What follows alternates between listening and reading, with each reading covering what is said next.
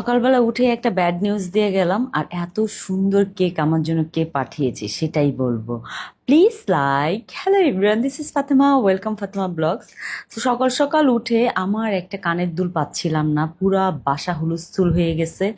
এখানে জায়ান বসে বসে নাস্তা করতেছিল আর আমরা কানের দুল খুঁজতেছিলাম, সবার মুড খারাপ ছিল। পরে হঠাৎ করে যারা এসে আমাকে কানের দুল খুঁজে দিল।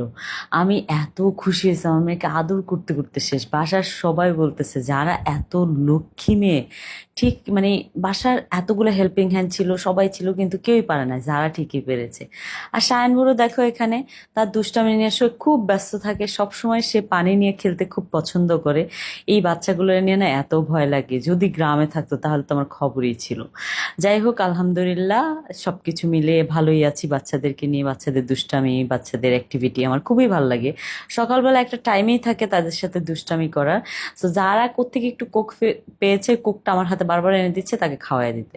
যাই হোক, এর মাঝখানে চলে আসলো, wow, it's a beautiful, happy bite থেকে আমাদের জন্য কেক পাঠিয়েছে, এই যে মেহেদি নাইটের জন্য, মানে চাঁদ রাতের জন্য।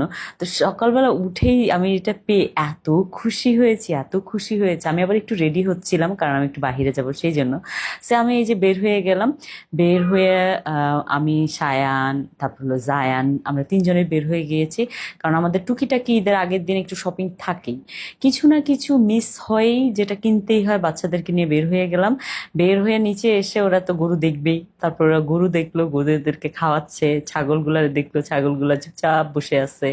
তারপর আমরা চলে গেলাম হলো অ্যাস্টোরিয়ানে। সো অ্যাস্টোরিয়ানে আমার কিছু শপিং ছিল, সেই জন্যই যাচ্ছি। আর এখানে সায়ানকে, জায়ানকে দুজনকে নামানো হয়েছে। সায়ান তো যাবে না, সায়ান গাড়ি রেখে যাবেই না। তারপর হলো জায়ান, মানে লিফট আসতে দেরি হচ্ছিল, সেই জন্য সে বসে রেস্ট করছিল। তার আবার যেখানেই মন চায় সেখানে রেস্ট করা স্টার্ট করে দেয়। সে ইদানিং আমার শপিং পার্টনার হয়ে গিয়েছে। সো তাকে নিয়ে আমার শপিং করতে খুবই ভালো লাগে। সে আমাকে চুজ করে দেয় যে তুমি এটা পরো না, এটা পরো, তোমাকে ভালো লাগবে। মানে আমার মাঝে মধ্যে মনে হয় যে শুভর ডুপ্লিকেট কপি আমার কাছে দিয়ে দিয়েছে, যে হলো আমার মানে ড্রেস আপ আমাকে চেক করে দেয়। সো আমি জায়ানকে ডাকলাম, এটা কেমন লাগতেছে? জায়ান এসে বলে, ওয়াও, ইটস সো বিউটিফুল। যারার জন্য সে মেহেদি নাইটের জন্য একটা ড্রেস নিবে, সেই যে যারা ড্রেসটা সে ডলের মধ্যে লাগিয়ে দেখছে যে যারা ড্রেসটা ফিটিং আসবে কিনা। কি হাস্যকর না? কিন্তু ওর এই সুইটনেসটা অনেক মানে কাজের, তাই না? আপনি আপনার বেবির অনুযায়ী ডল চুজ করবেন, করে চেক করবেন যে ডলের গায়ে লাগছে কিনা, তারপর আপনি বেবির গায়ে ওটা ফিট হয়ে যাবে। তারপর আমরা বাসায় চলে আসলাম। এই যে না, সরি, বাসায় আসি নাই, সে আমাকে দরজা ওপেন করে দিল, বলল আসো মাম্মা আসো। তার এই ডায়লগগুলো না এত কিউট লাগে। তারপর আমরা গাড়িতে উঠে গেলাম। গাড়িতে উঠে হলো আমরা এখন চলে যাব বাসায়। বাসায় এসে ওদেরকে রেডি করে দিচ্ছি, কারণ সবাই নামাজ পড়তে যাবে। তো সায়ান আর জায়ান দুজনে ম্যাচিং করে পাঞ্জাবি পরে নিয়েছে, দুজনে চলে গেছে, নামাজ পড়ে চলে আসছে। না, তারপর হলো তাদেরকে নিয়ে আমি লাঞ্চ করব একসাথে।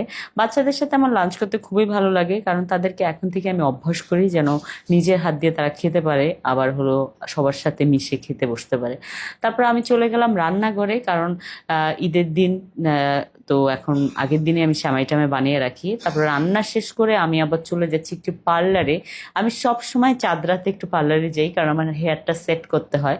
তো সেই জন্য আমি একটু হেয়ার সেট করার জন্য চলে গেলাম পার্সোনালিতে। হেয়ার সেট করতে যাই আমি দেখলাম আমার অনেক কিছু করার দরকার আছে, পেনিকিউর ম্যানিকিউর করার দরকার আছে, আইব্রোজ করার দরকার আছে। সো আমি সব কিছু সার্ভিসের জন্য ইয়ে করে দিলাম। তো এখানে এই যে ওরা স্টার্ট করে দিল। আমি আবার নেল পলিশও পরেছি, আমার নেল পলিশ পরতে খুব ভালো লাগে। হোয়াইট কালার নেল পলিশ পরতে আমার সবচেয়ে বেশি ভালো লাগে ঈদের সময়।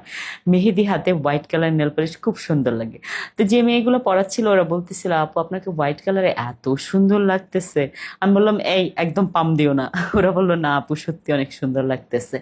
তারপর হলো আমি এই যে সুন্দর করে হেয়ার টেয়ার সেট করে এখন হলো বাসার উদ্দেশ্যে রওনা দিয়ে দিচ্ছি। এই দেখেন আমার নেল গুলো কি সুন্দর লাগতেছে, হোয়াইট কালার। বাসায় এসে আমি ড্রেস চেঞ্জ করে বসে গেলাম কেক নিয়ে। আমরা এখন কেক কেক কাটবো। চাঁদ রাতে একটা চাঁদ কেক কাটবো আমরা, খুবই সুন্দর আমাদের কেকটা। So আপনারা যদি এটা অর্ডার দিতে চান অবশ্যই হ্যাপি বাইটে অর্ডার দিবেন, আমি ডিসক্রিপশনে লিঙ্কটা দিয়ে দিব। আর হলো এখানে হলো আমার মেহেদি পড়া স্টার্ট করে দিয়েছে। আর মেহেদি পড়ায় সবসময় আমাকে রিয়া রিয়া হলো, সরি রিয়া না, রিমি। রিমি হলো আমার কাজিনের মেয়ে। সো সবসময় মেহেদি পড়া, আর সবসময় মেহেদি নাইটে আমার হাজব্যান্ড হাজব্যান্ড আর আমার পিচ্ছি ভাবে আমার হাত দিকে তাকিয়ে তাকে খুবই সুইট লাগে আমার। এখানে হলো চলে আসলো আমাদের শান্ত, আরো ফ্রেন্ডসরা চলে আসলো, সবাই আমাদের সাথে মেহেদি নাইট করার জন্য চাঁদ রাতের। সো এখানে আমরা সবাই মিলে, ও ডেজার্ট খাচ্ছিল, ও আবার ডেজার্ট ক্রেভিং অনেক বেশি ওর।